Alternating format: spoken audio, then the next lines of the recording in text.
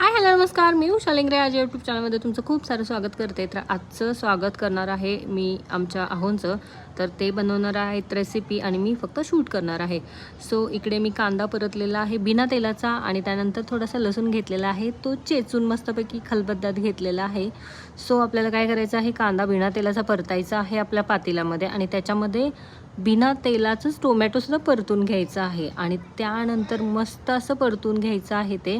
आणि एका साईडला तेल ओतून घ्यायचं आणि बाकीचे जे मसाले आहेत ते आपल्याला तेलामध्ये भाजायचे आहेत आणि त्यानंतर सगळं मिक्स करून आपण चिकन टाकायचं आहे.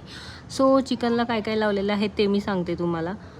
हळद टाकलेली आहे, मीठ टाकलेलं आहे आणि त्याच्यानंतर त्याला दही लावून घेतलेलं आहे आणि थोडं वेस्ट करायला ठेवलेलं आहे. तोपर्यंत आपले मसालेसुद्धा भाजून होत आहेत.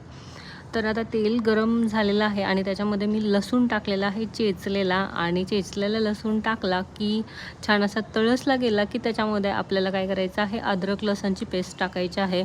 तर आज हे आमच्या कारभाऱ्यांचं काम आहे, त्याच्यामुळे त्यांच्या पद्धतीनं भाजी होणार आहे आणि खूप टेस्टी लागती. तुम्हीसुद्धा ट्राय करून बघू शकता नक्की.